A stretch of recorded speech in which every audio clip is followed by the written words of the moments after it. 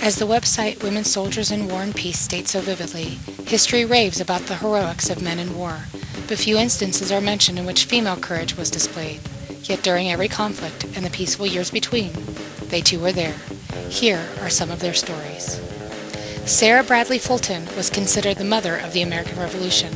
She helped the men get dressed in their Mohawk Indian outfits prior to the Boston Tea Party, and she also helped them get cleaned up afterwards. In addition, she helped many wounded soldiers during the war. In 1775, Deborah Champion was asked to deliver a message to General Washington in Boston.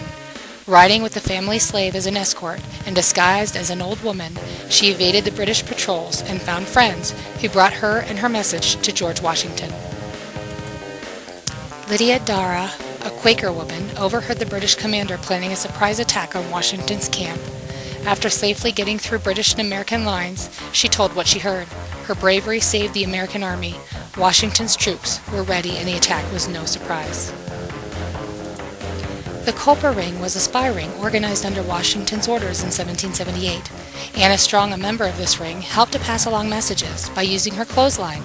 She would hang petticoats and handkerchiefs to indicate when one of the spies was ready to submit intelligence data.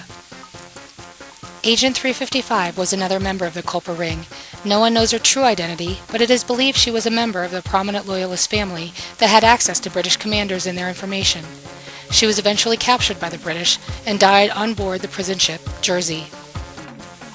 Anne Bates was a spy for the British. She posed as a female peddler at the Continental Army, which allowed her to move freely.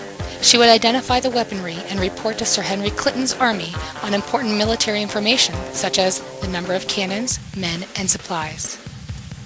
Mammy Kate was the devoted slave of Stephen Hurd, who had been captured by the British and was to be executed.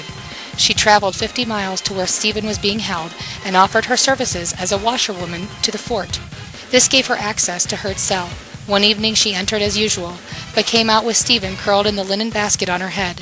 They both escaped.